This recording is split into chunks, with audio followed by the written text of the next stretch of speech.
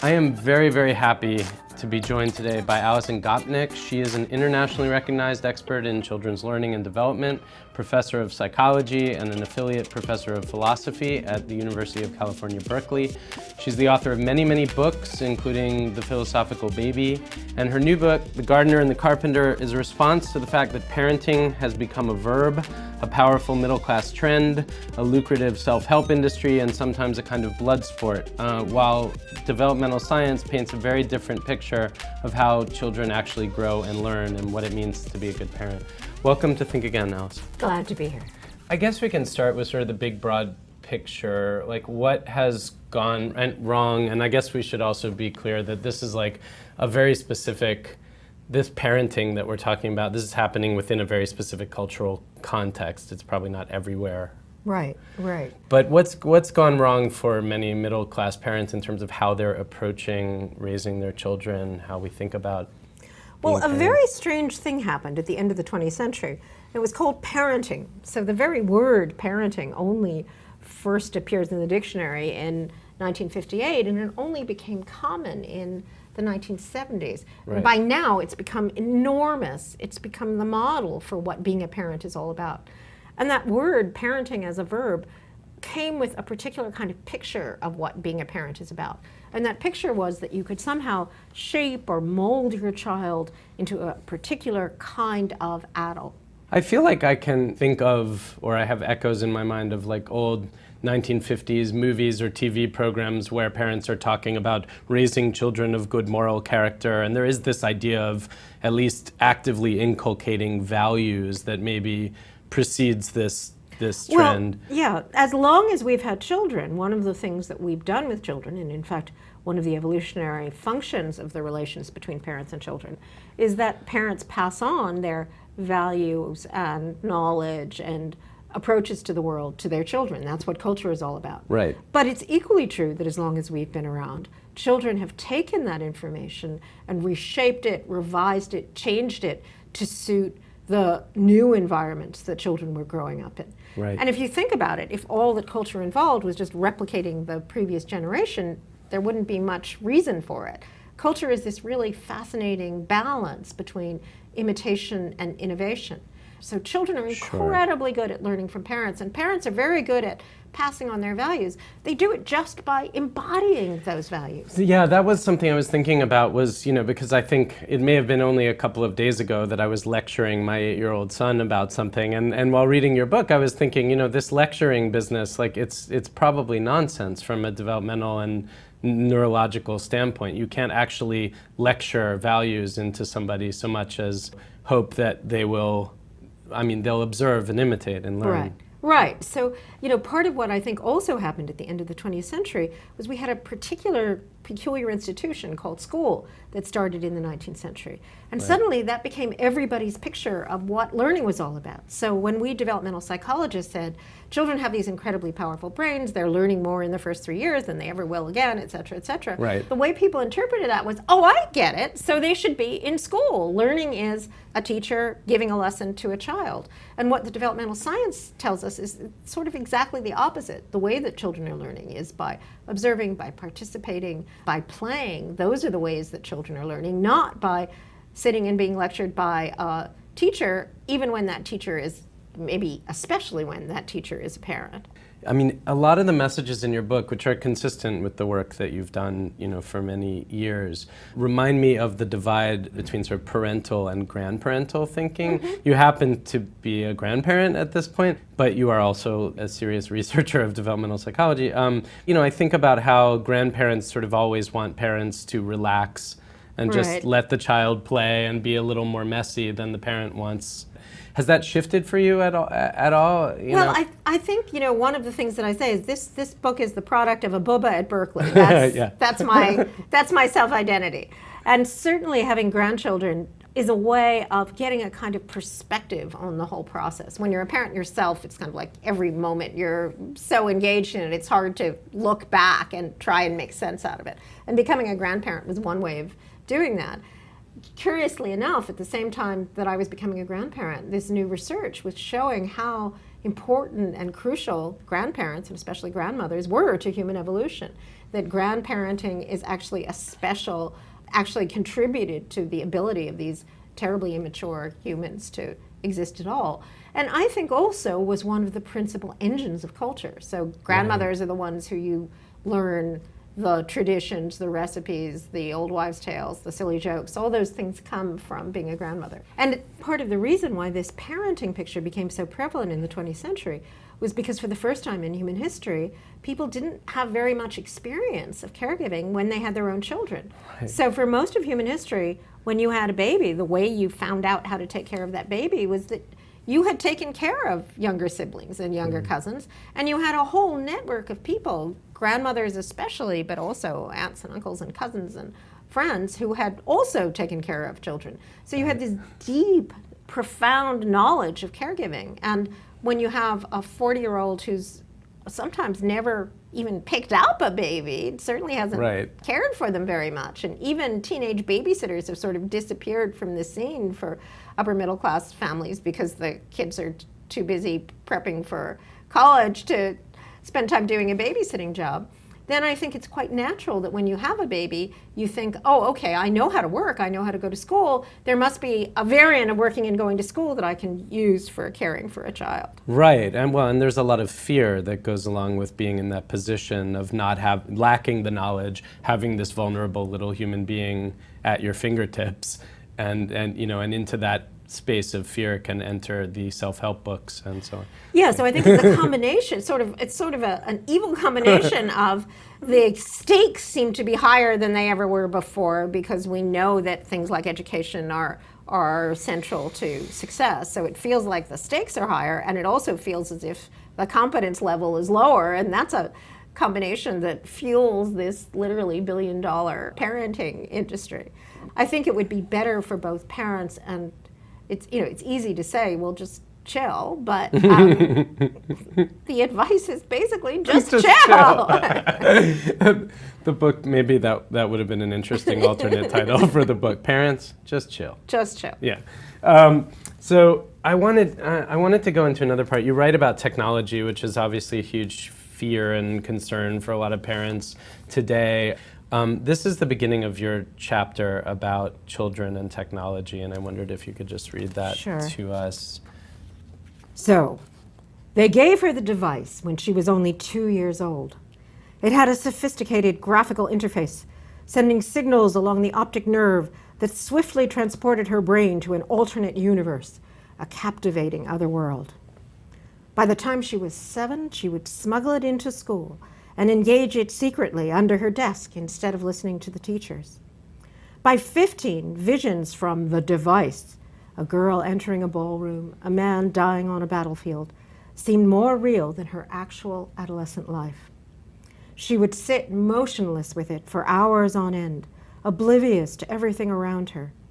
Its addictive grip was so great that she often stayed up half the night, unable to put it down. When she grew up, the device dominated her house. No room was free from it. No activity, not even eating or going to the bathroom, was carried on without its aid. Even when she made love, it was images from the device that filled her mind. When one of her children had to go to the hospital with a concussion, her first thought was to be sure that she took the device along. Saddest of all, as soon as her children were old enough, she did everything she could to get them hooked on the device too. Psychologists showed that she literally could not disengage from it. If the device could reach the optic nerve, she would automatically and inescapably be in its grip. Neuroscientists demonstrated that large portions of her brain, parts that had once been devoted to understanding the real world, had been co-opted by the device. A tale of the dystopian technological future? No, just autobiography. The device is, of course, the printed book, and I've been its willing victim all my life.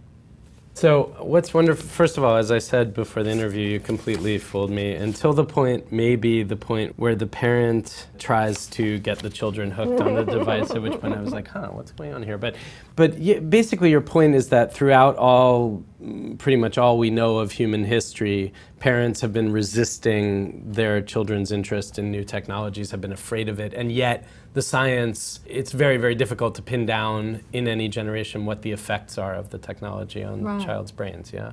So one of the interesting things about human beings is that we have this, what people sometimes call the cultural ratchet. So we can take all the things that we've learned and we pass it on to the next generation. One of the characteristics of that ratchet is that the things that we're born with aren't technology, they're just stuff. Right. And the things that get invented in our lifetime are really scary new technology. So if you look historically at the introduction of essentially every technology, the immediate reaction has been fear and loathing. Right. So I'm very distracted by my cell phone. I'm not distracted by the billboards that surround me when I walk down the street. Why is it that I'm not stopping every second to figure out, wait a minute, that's that little squiggly thing, that's a letter A, and then you put it together with a T, and then that makes this particular word, right? It's just not happening. And it's because that reshaping that I talked about in the passage about the book device, that reshaping that happened very early in our brains enables us to process that information in a spontaneous, automatic way. And one thing I've observed is that it seems like I don't think developmental psychology is free of the same kinds of prejudices that exist elsewhere. That there are studies that come out that seem to have been designed based on a fear that something might be the case. Like, I keep seeing these studies about how reading on an e-reader, reading on a screen, does not stick in your brain the same way that reading on paper does. And these are kind of held up and trumpeted as like, see, like it's not as good, it's dangerous. But we don't know. I mean, anybody who tells you that they know the effect that technology is going to have on children is lying, for better or for worse, because we won't know for another 20 years, and our anecdotes and our experience as adults isn't going to tell us what that experience is like. But if the future has been like the past, which is kind of the assumption we make in science and history, then it will change, will function differently, but the changes will be for good or for ill. And it's kind of interesting that if you think about our past technologies, we still have spoken poetry. We still have dance. I actually tried this exercise of getting people to think, was there ever a means of communication that human beings developed that then completely disappeared? And it's never happened. The way we do theater and dance is different than the way we did theater and dance when we were hunter-gatherers, but theater and dance are still there. And I think even, my beloved Penguin paperbacks may not be the apex of human civilization for the next generation, but I think the evidence is that those things will coexist with other kinds of communication and knowledge and information. That's beautifully said, and I think that's a great place for us to now transition into the second part of the show, where we talk about the totally surprise subjects and may go anywhere at all, to the far reaches of physics or whatever it might be. This is Ryan Holiday, author of a book called Ego is the Enemy. The video is titled, Can You Drop Out of College Without Throwing Your Life Away?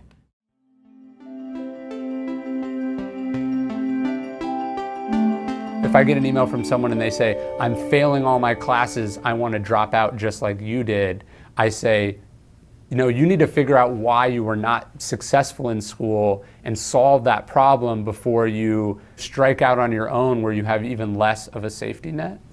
I do think questioning whether college is the right choice for you is worth doing, and I do think the stigma about dropping out is worth reducing as well. When you drop out of college and your parents go, you're throwing your life away, how can you do this? You can't say it worked out for Bill Gates, because the response is you're not Bill Gates, right? And really, you can be successful without a college degree, and it's not as hard as people think. We shouldn't make it incredibly hard for a 20-year-old to bet on themselves and to make them feel like they're throwing their life away for trying something different.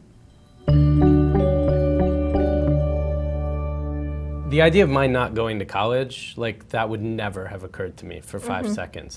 How was that for you as a kid? Was that an option? Well, I think it was different. So, my brother, for example, who is now probably the most famous of the Gopniks, who writes for The New Yorker, did drop out of college. I actually left in my second year. I had a boyfriend who then became my husband and went to travel around Eastern Europe in a VW bus for an entire term.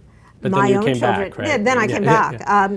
So I think, college is a particular way that we try to give children a kind of extended, I do think there's a kind of interesting tension, which is that things like universities are ways of extending this period of protected childhood, which enables you to learn even longer than it ever was in our history before. So now we can have 35-year-olds who've in essence been protected children exploring and learning. And you can make an argument, I've made the argument, that we scientists are just children who never grow up, never actually go out and do anything practical in the world. We stay in that protected learning space forever. I would make the same point about artists. Yeah, right, exactly. And I think scientists and artists are people who are kind of they're kind of like our designated players, our designated children. Right. And I think there's a really interesting tension between the fact that gives us a generation that's more knowledgeable than ever before, has learned more, but can also be 35 and never actually have done anything, never actually had to be in that grown-up role of being focused and deciding to accomplish a particular kind of goal. And I think there's just an intrinsic tension, one of those, what Isaiah Berlin called, life's basic tragedies, something that can't be resolved between the exploration drive, the drive to just find out and learn more, and the drive to actually exploit, to actually do things, to get things done. And I don't think any society's ever completely resolved that, and I don't think we have. That gets to an interesting tension that often plays out within the university. I tend to think in a kind of classic liberal humanist way about college. I feel like college is supposed to be a time where you can take many different classes. Yes, you might specialize intensely in one thing, but you're also having exposure to many. You get to play around. It's messy in a way, that second childhood. But then sometimes we get these utilitarian trends where they want to turn college into a track to a career. Where do you, and it sounds like you might be somewhere in the middle on that. Yeah, it's interesting. I talk about this in the book because in, say, forager cultures, what happens is that when you get to be school age, you get some kind of apprenticeship. So you actually develop the specific skills that you're going to need as an adult. And I think when you look at school age children or look at adolescents, they just are dying to actually be able to do something, to actually have a skill, whether it's, Simone Biles becoming the world's greatest gymnast or someone learning how to do music, that's a really important natural way that older children are learning. Now, the thing that I think is kind of sad is that if you compare, say, one kind of learning is becoming an apprentice, becoming really skilled at doing something particularly well, another form of learning is this kind of free-form exploration. Most schools, including, sadly, most universities, have ended up not doing either of those things. What they've ended up doing is teaching people how to go to school. So that natural apprenticeship drive that you see in school-age children now becomes, okay, what are the skills that are valued in this society? They're taking tests and getting good grades.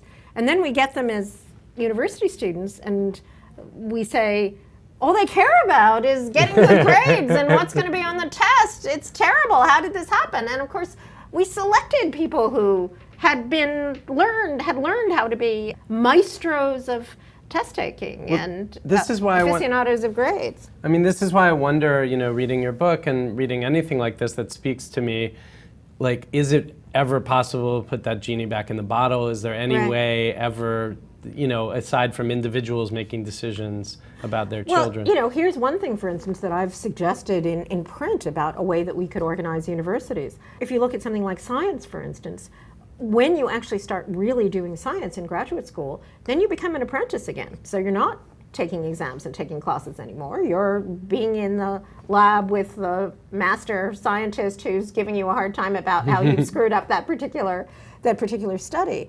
And I think a nice model for university might be that, you apprentice yourself to 5 different labs or humanists, and then you just, spend a year hanging out with a historian and seeing what she's actually doing, or hanging out with a scientist and actually doing some of the scout work that's part of science.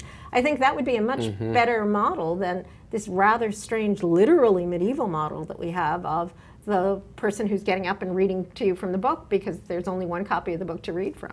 I think one of the reasons, for instance, why kids, especially underprivileged kids, are so enthusiastic about sports and music versus the stuff that they're actually learning in school is because those are among the last places where an apprenticeship model actually applies.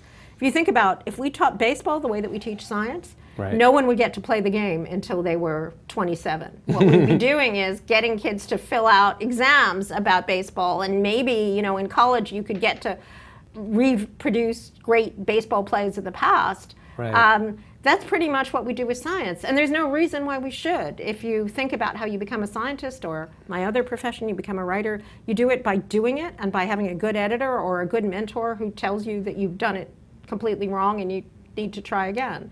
That's a kind of model that we could use that would also mean that people could either spend some of their time doing the kind of free-form exploration that we do in college, but could also be using some of that time to actually develop a real skill. And interestingly, I think part of the problem may come from a sharp delineation in our minds between the world of play, the childhood world of play, and the adult world of work, which, while that is a real distinction, you know, it may be that we're trying to delay, as you said, the entry into the world of work, in a sense, and give them more playtime. But if you enable them to master a skill, I mean, you mentioned playing an instrument, they become able to do that adult kind of play much faster. Yeah, I mean, that I think the ideal would be to try and get a balance even as adults between the fact that, you know, we're neotenous, we're childlike even as a species. We continue to have this ability to play and explore and innovate. And then we also have this ability to become these swift, skilled, focused adults with particular skills. And trying to do both of those things is what, say, an educational system should be all about. Yeah, I think I agree. Okay, well, I think, shall we see what the second clip is? That was fun. Steven Pinker on artificial intelligence. Okay. This should be fun. Okay.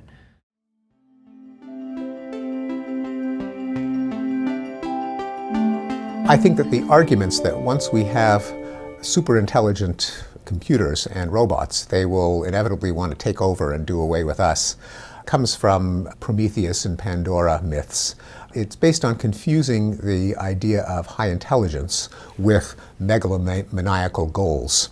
I think it's a projection of alpha male psychology onto the very concept of intelligence. Intelligence is the ability to solve problems, to achieve goals. It doesn't tell you what those goals are, and there's no reason to think that just the concentrated analytic ability to solve goals is going to mean that one of those goals is going to be to subjugate humanity or to achieve unlimited power.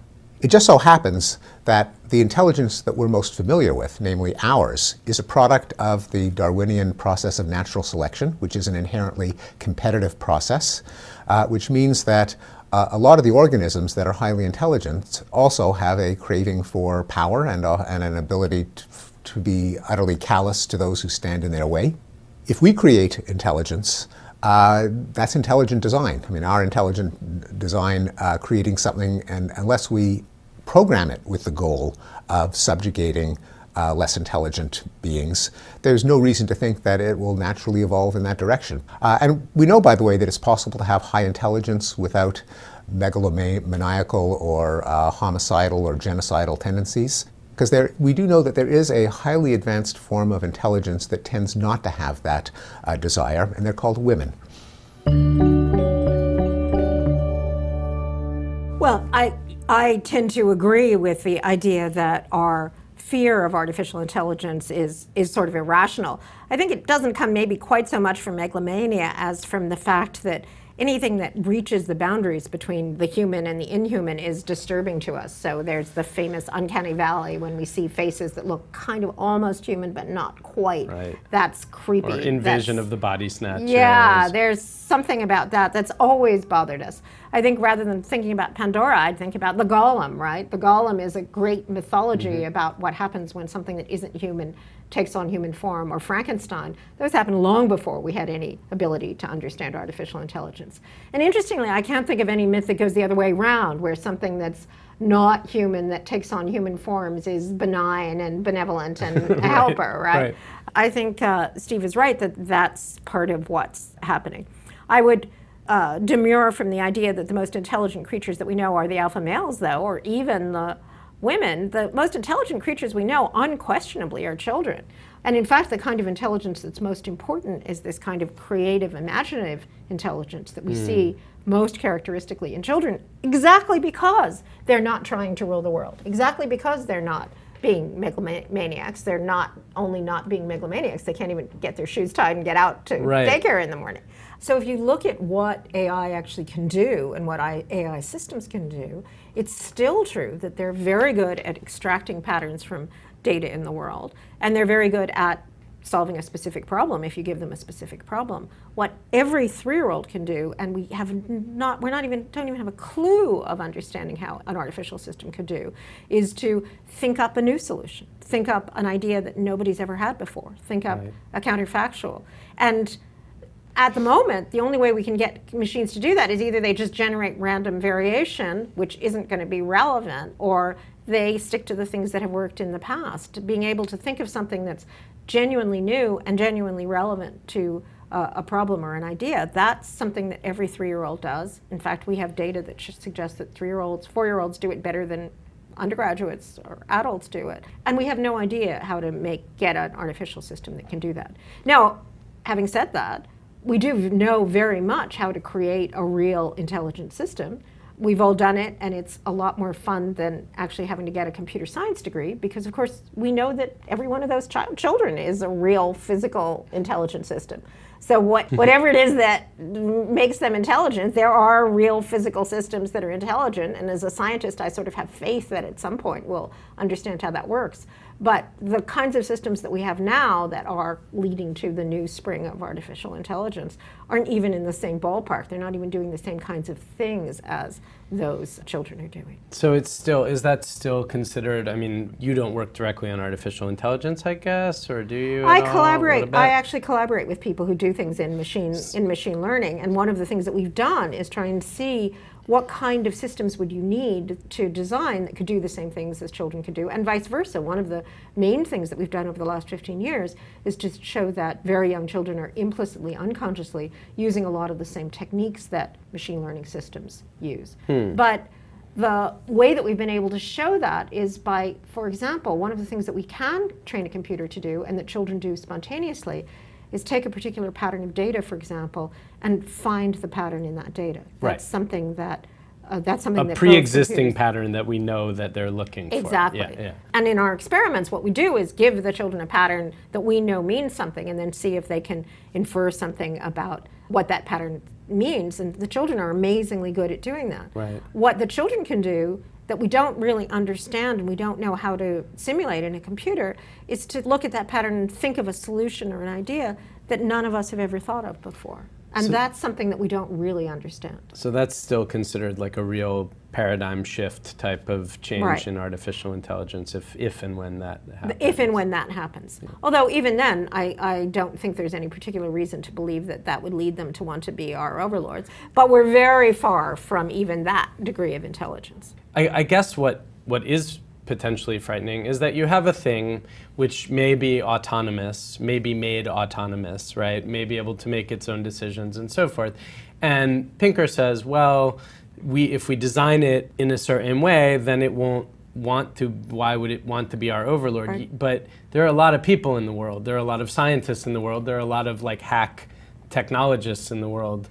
Well, anyone can make. Yeah, I mean, I think, and here I agree with people like my colleague Stuart Russell. You know, the problem isn't artificial intelligence; it's natural stupidity. So we have a lot of stupid technology, and we have stupid, powerful technology that could create really giant disasters. You know, the fact that we have weapons that could destroy the world already is worrying enough. The fact that they could be triggered by an algorithm is even more worrying. So I think we're quite right to worry and put work into trying to make sure that we have the right kind of controls over those systems. But I don't think it really has to do with how intelligent they are. It's dangerous and scary enough, in fact, maybe even scarier if they're making those decisions stupidly than if they're making them intelligently.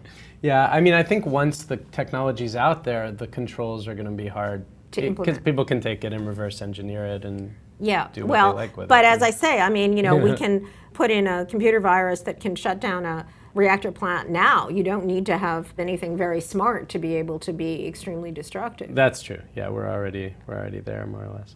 Okay, shall we see what video 3 has in store? All right.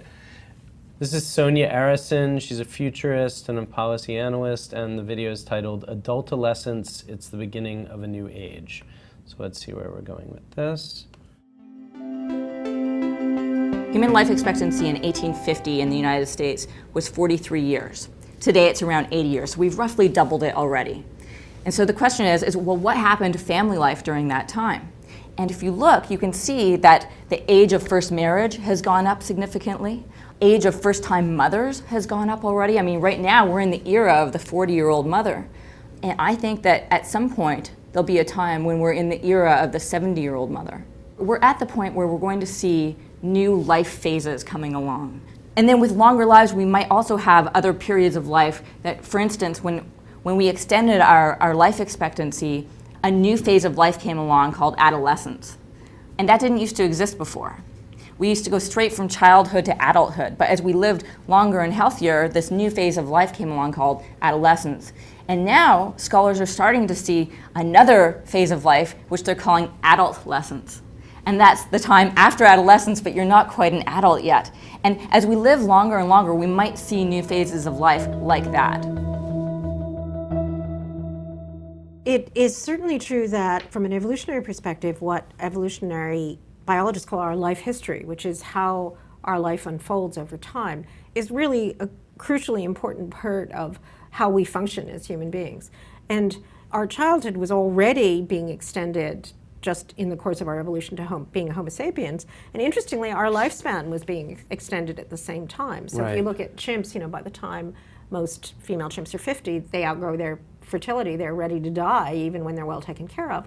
And even in forager cultures, women have been living until they were 60 or 70 for as long as we have been around.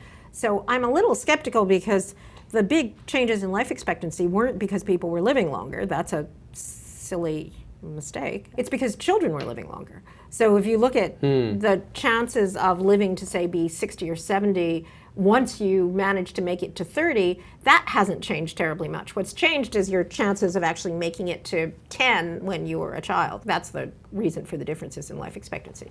Now, it's true that we have people living to be 90 now in a way that they wouldn't have done before. But the overarching extension of our lifespan happened early in our evolution and has continued. Now, having said that, it is certainly true that we've extended the period of childhood longer and longer over human history, so that now we have people in graduate school. As you say, 35 years old. 35-year-olds who haven't had children yet and who are still exploring and learning and trying to find things out. And that may indeed make our lives different. And yet in a different way, I mean, going back to the basic premise of your book, if we're grafting this utilitarian kind of framework onto parenting and the way we treat our children, aren't we deoxygenating childhood or taking childhood away? There's a funny tension, because in some ways we're extending it into this much later period. In other ways, we're making it more like adulthood even from very early on. In fact, you get this kind of bizarre thing happening now, which is that high school kids who are just at the point when they should be most wide-ranging and risk-taking are probably working harder than anybody else that you know. I just met a bright high schooler, and her mother was saying, she works much harder than I do to get into college. Right. But then in college, which is just the point at which you should be transitioning into adult work, people often feel like they're kind of lost because they don't know what that hard work they've been doing in high school is just work to get into college. That's the goal. And do you agree with, and is there like science supporting the kind of armchair psychological perspective that a lot of the problems that we're increasingly seeing psychologically in young people in terms of increased depression, anxiety, and the medications that are used to control them, that they are somehow symptomatic of some of these broader changes that are going on? Well, it has to be said that on many measures, young people nowadays are doing better than they ever have done before. So there's actually, it's interesting, there's actually less crime, there's less teenage pregnancy, on lots of measures of sort of how well people are thriving. Adolescents, teenagers, young people are doing really well.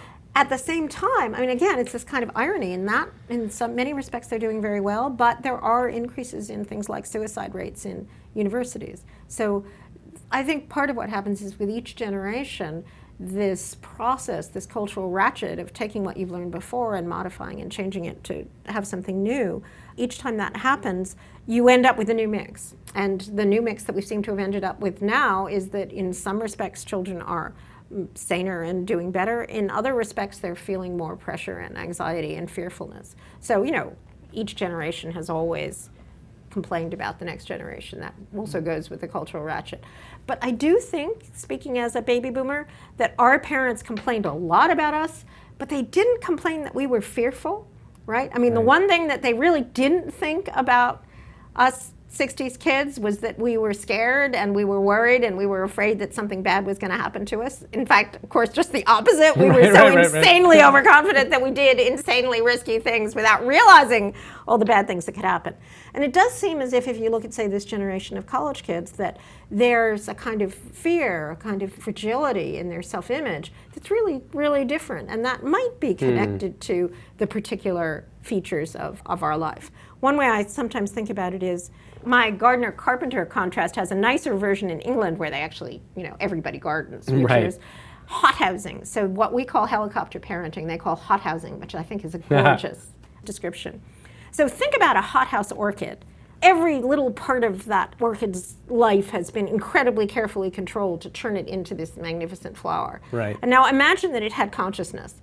What would it be thinking? And I think some of the time it would be thinking, I am like the most fabulous, awesome orchid in the world. But I think a lot more of that time it would be thinking, oh my God, did somebody leave the window open?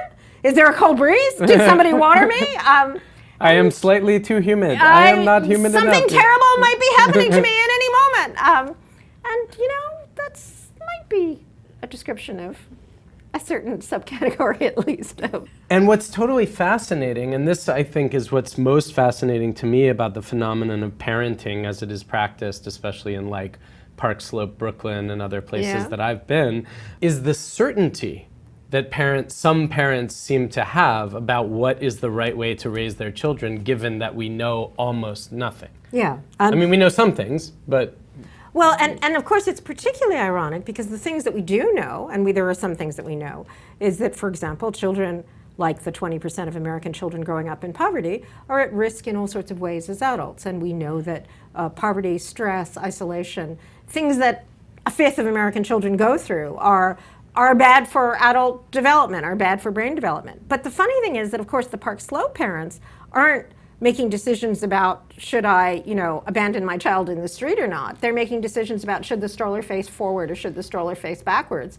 And those kinds of sort of everything that you could consciously control as part of parenting, all of those things, as far as we can tell, have no predictable long-term effects at all. Right. And the things that you can't consciously control, which is just the world that your children grow up in, what the culture is at that moment, what they see about you, that particular random mix of what your genes are like and their genes are like and your upbringing and their upbringing, those are the things that are actually going to shape how they come out as adults. And those are just the things that you can't consciously control. I mean, some of the things you can control, right? Like not screaming like a maniac all the time, trying to create a relatively safe environment that also gives them room to explore, right? I mean...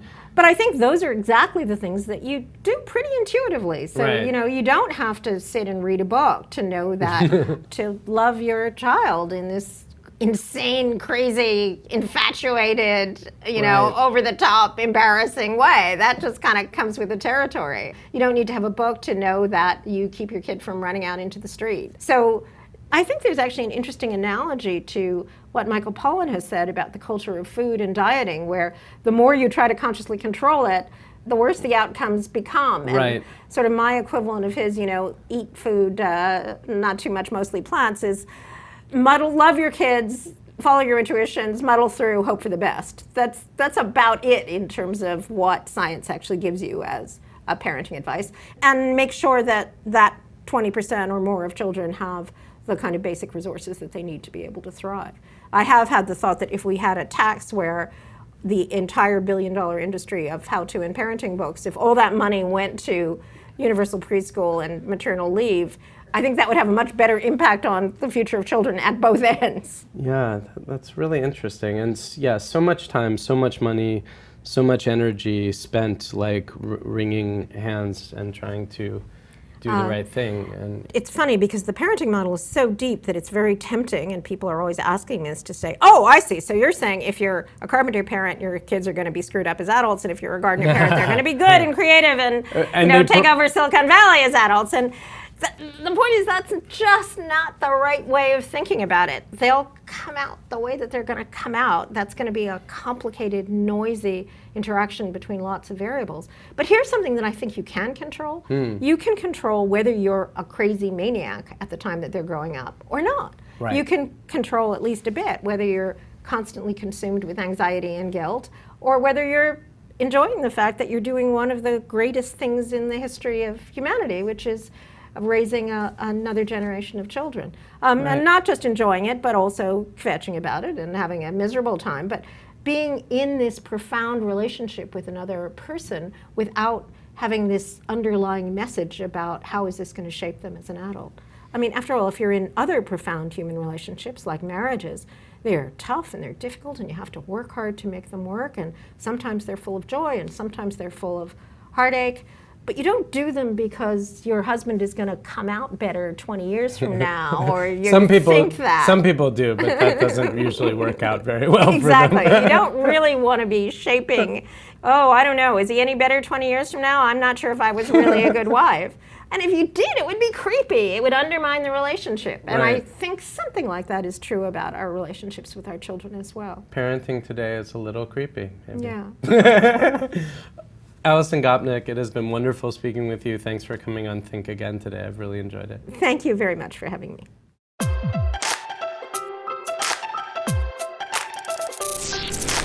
And that's it for this week's episode of Think Again.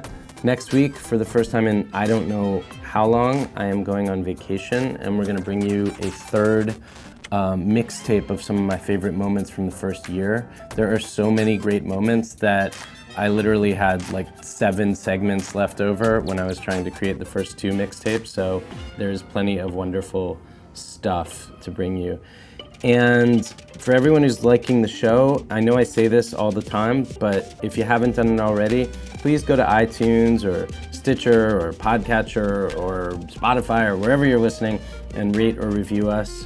I would personally greatly appreciate it. It makes a major difference in terms of our visibility. We'll be back next week with that mixtape. See you then.